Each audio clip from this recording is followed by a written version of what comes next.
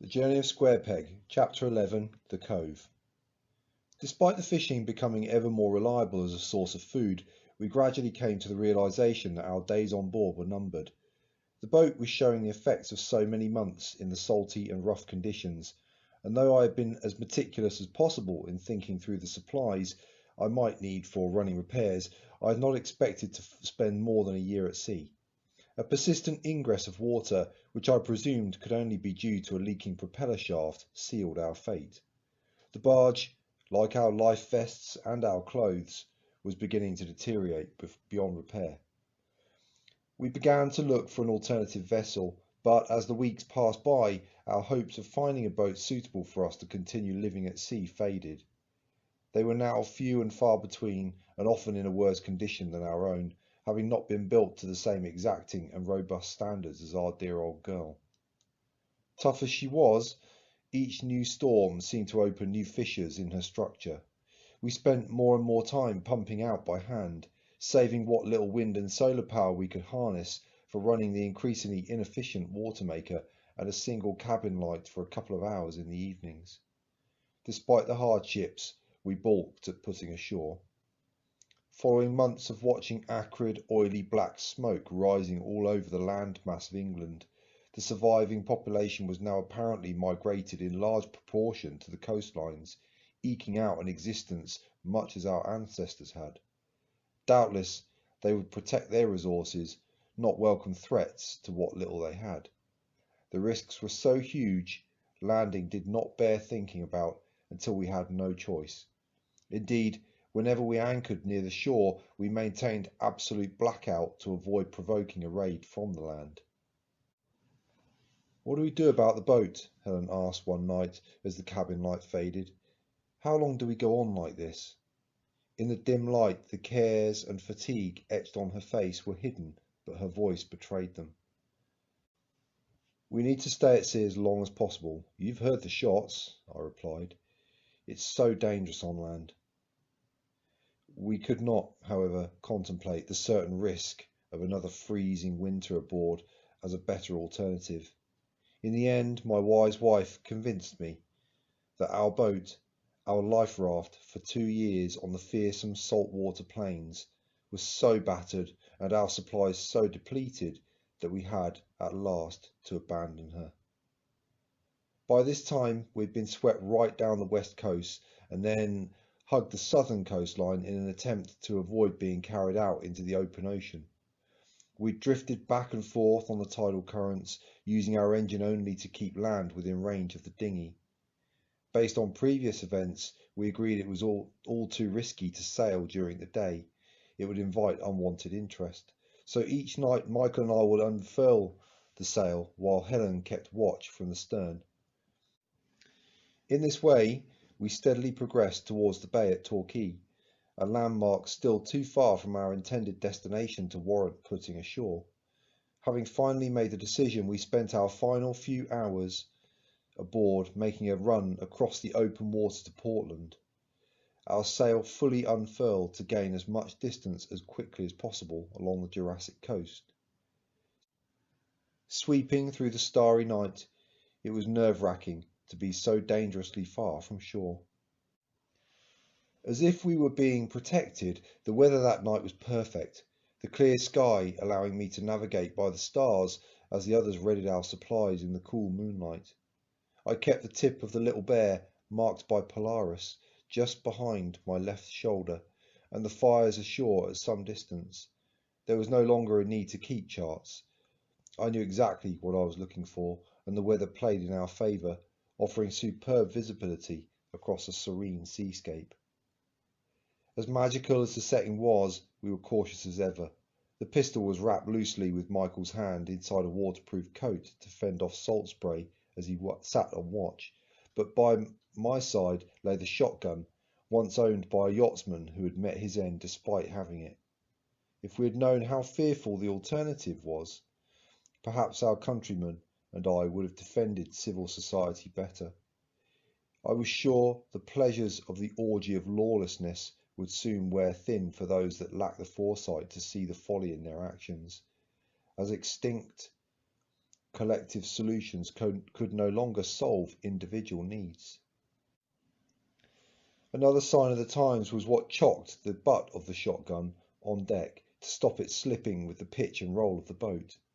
2 bars of solid gold wrapped in the gill net they had been used to weigh down. The sea was almost mirror calm that night. I hoped it was a good omen. As time wore on and fatigue started to defeat me, we took turns at the wheel and on watch, with one soul allowed to snatch a short and fitful sleep in the cabin below.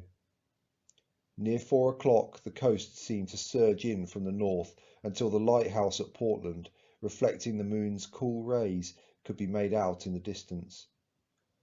I maintained my bearing so as not to tack too early and skirt too close to the land. This waypoint marked the imminent end of our time at sea, and a mix of melancholy and anticipation washed over me. An hour later we came about on a 030 bearing directly towards the coast, which I believed to be some 20 kilometres away. I was heading for a cove where I hoped I could anchor close to shore and perhaps secure our boat ready for us to retreat should we be forced to. Dawn broke to illuminate the misty distant shoreline. Still 10 kilometres off, we stowed our sail to present as small a visible speck on the sea as we could, and spent the daylight hours in final preparation for landfall. The wheels and wooden boards of our cart, which I had defended from burning despite the complaints about having to eat raw fish so often in the last 2 months, were piled on the deck, covered with a cut-out piece of spinnaker sail we had taken from another vessel. We added some basic tools, our weapons, what was left of our dry lightweight rations, a metal jerry can for water, shelter material, and the clothing I'd been saving for this day.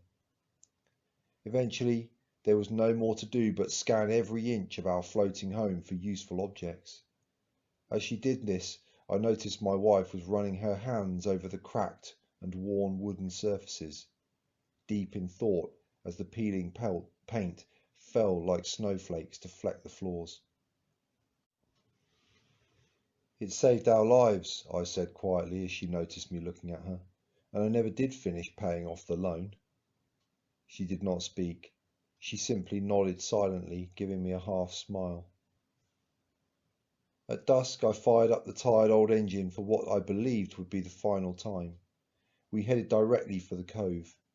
As we approached, my navigation was confirmed correct by the distinctive limestone arch to the left of its entrance.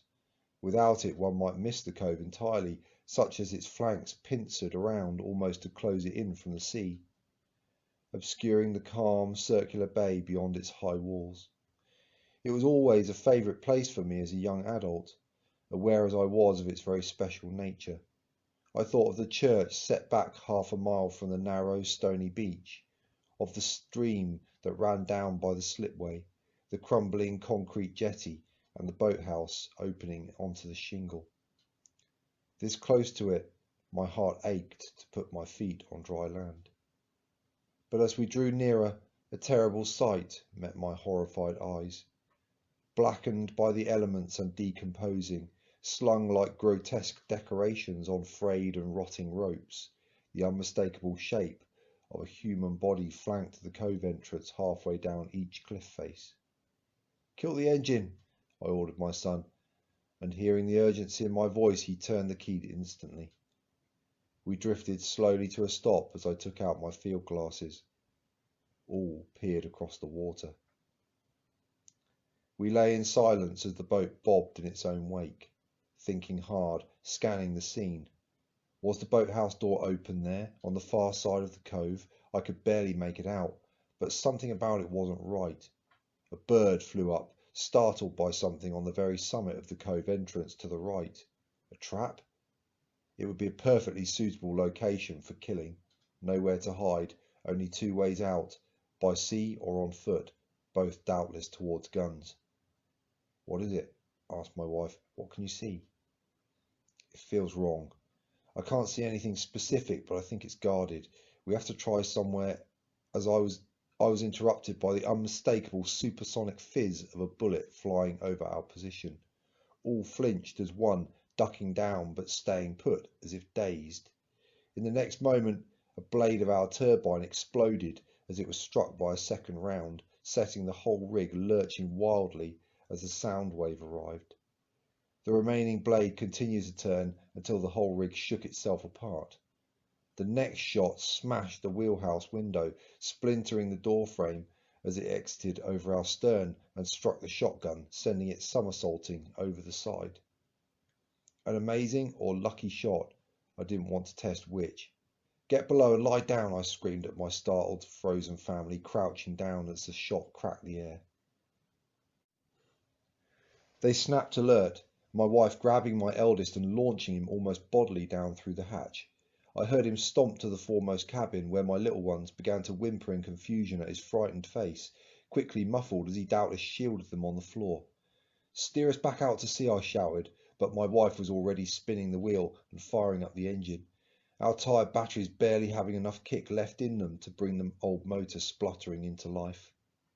Staying low, I began to winch the mainsail up, hoping the next shot didn't broadside the rigging or hit either of us.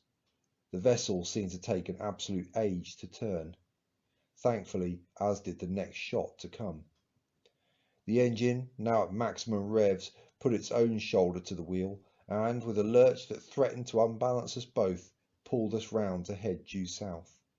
The wind, now with us, caught the slack sail, accompanied by a sudden dip of our bow into the oily sea, and snapped taut. We were suddenly running. No shots followed us after that. "I can't believe it," screamed my wife angrily as she returned from calming our girls below. "How dare they just fire on us? What did we do to deserve it?" I felt no satisfaction in the confirmation of my concerns about the dangers on land. As we sailed, I wondered, where do we go? What do we do? Our boat was on its last run, had no fuel, barely any water or food. Our morale and resources were giving way under the pressure to survive. We had to land, to face the danger so concisely demonstrated that day. But where, if not there? Helen continued her diatribe, drowned out by the struggling engine. I fought to think. A mile or so out to sea, I turned us to the east again, running parallel with the coast until the engine finally gave out for lack of fuel. From there, we relied purely on the sail and the currents, ending our days at sea with the wonder of slipping silently along, propelled only by the wind as the water vibrated on the barnacle-covered hull. Some time later, taut with apprehension, we limped into the bay off the boulder-littered beach at Kimmeridge.